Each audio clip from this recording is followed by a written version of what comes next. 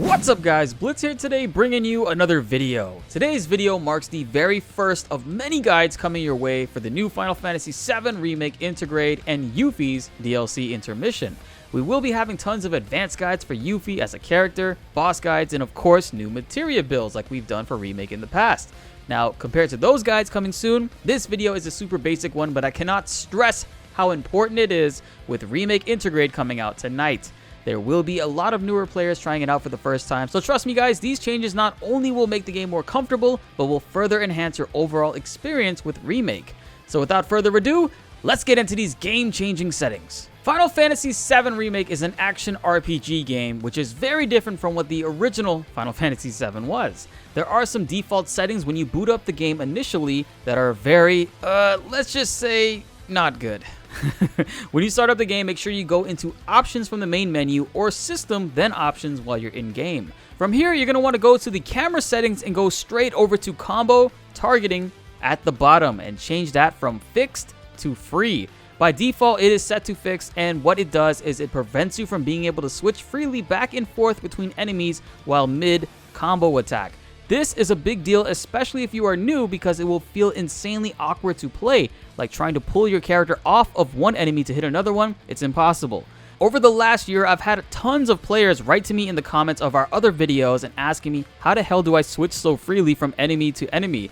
Their characters just stick to one enemy and it sucks. This is how I do that, guys. Make sure you change this to free. I cannot stress that enough. This is the most important change you're going to want to make before you play Remake. Now, these next changes are more personal preferences, but honestly are a much better improvement than the default settings. The lock-on controls are tied to the right stick by default. This is very annoying because your camera movement is also tied to your right stick by default. So anytime you try to adjust your camera a little bit in battle, you will switch targets. When you are locked on an enemy and you're trying to move the camera around, you're going to be forced to spin the camera all the way around in order to target the right one. Make sure it's selected as left and right directional buttons. This will make it so that your right stick is now free to just only move the camera around, and you can use the left and right D-pad buttons to switch to different targets. After changing that setting, go to lock-on switching. This is another one you're going to want to take a look at.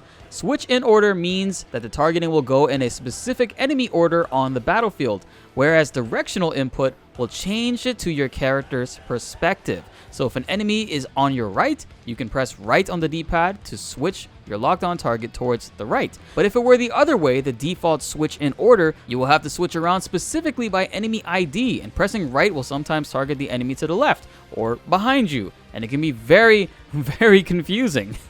Just do yourself a favor and change this one right away. Your experience will be much better, I promise. Responsiveness is the camera sensitivity. I keep mine at 4. It's a pretty good balance for me personally. 5 feels a bit too high. It makes the gameplay camera sort of nauseating and look a little off-putting, at least for me.